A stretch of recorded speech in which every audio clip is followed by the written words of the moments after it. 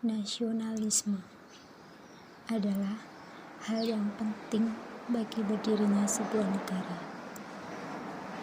Bahkan tanpa adanya rasa nasionalisme, sebuah komunitas masyarakat tidak akan repot-repot untuk bergabung dan membentuk komunitas besar seperti negara. Semangat nasionalisme menjadi bahan bakar utama bagi suatu masyarakat untuk mendirikan atau memperjuangkan tanah airnya untuk berada di bawah suatu bendera kenegaraan.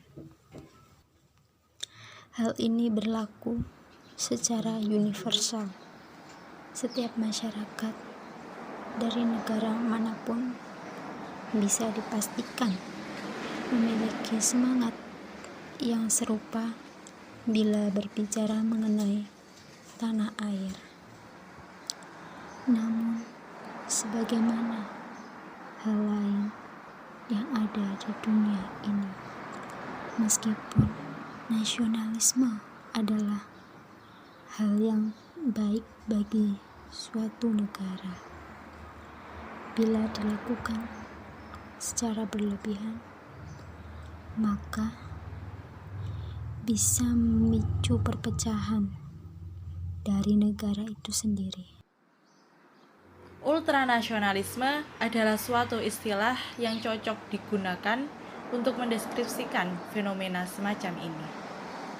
Dalam Kamus Bahasa Inggris Oxford dijelaskan bahwa ultranasionalisme adalah suatu rasa cinta yang berlebihan terhadap negara atau sikap nasionalisme yang terlalu ekstrim sehingga menganggap bahwa negaranya paling baik di antara negara yang lain. Jika masih dalam batas wajar, ultranasionalisme mungkin penting untuk memupuk rasa persatuan dan kepatuhan terhadap perintah negara. Namun paham ini bisa menjadi berbahaya ketika rasa superioritas dan xenofobia masuk ke dalamnya. Sejarah mencatat pada Revolusi Prancis tahun 1789 sebanyak 16.600 orang tewas dikarenakan mereka dianggap kurang memiliki rasa nasionalis atau revolusionis pada masa itu.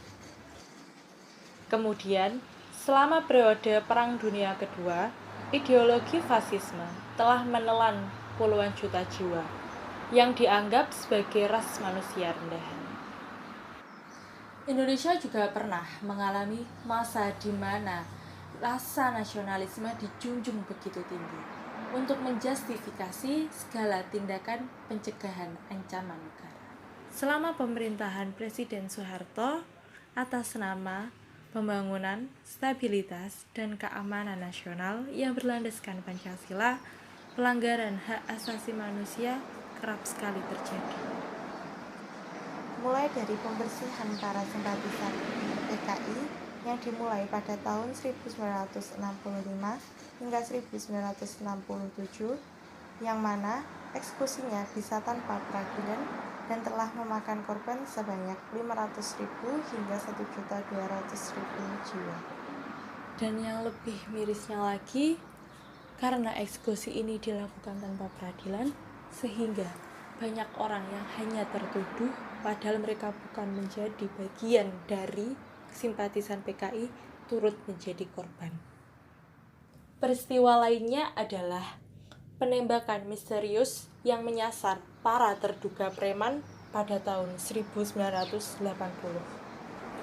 Adapun peristiwa pembantaian Tanjung Priuk pada tahun 1984. Lalu peristiwa Malapetaka 15 Januari atau yang biasa disebut dengan Malari pada tahun 1974.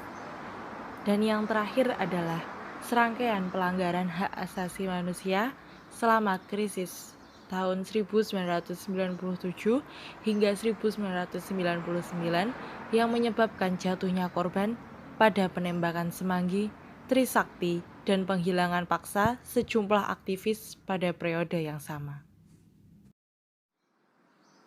Jelas bahwa generasi muda dengan mentalitas yang cenderung masih labil sangat rawan untuk terpapar pemikiran seperti ini.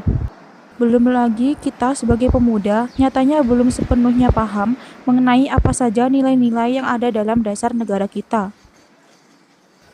Dasar yang membentuk kita sebagai sebuah bangsa, sebuah negara, yaitu dasar Pancasila dan Undang-Undang Dasar 1945. Ketika kita melihat berbagai kejahatan di masa Orde Baru yang berdalih berlandaskan Pancasila, maka sudah sepatutnya kita harus lebih waspada dan cermat. Jangan pernah menjustifikasi suatu pandangan itu mutlak salah sebelum kita tahu betul apa yang ada di dalam pandangan tersebut. Jangan pernah membawa sentimen superioritas kita sebagai seorang yang cinta Pancasila dan menjustifikasi salah orang yang tidak sama kecintaannya dibanding dengan kita. Perlu diingat bahwa kemajemukan dan perbedaan adalah hal wajar dalam kehidupan berbangsa di Indonesia. Tingkat nasionalisme seseorang juga termasuk ke dalam keberagaman tersebut.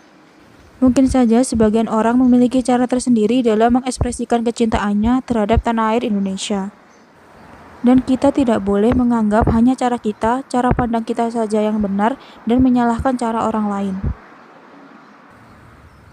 Bila hal ini terus berlangsung, maka dapat dipastikan bukan kebersatuan bangsa yang akan didapat, tetapi justru perpecahan dan separatisme yang akan kita dapatkan.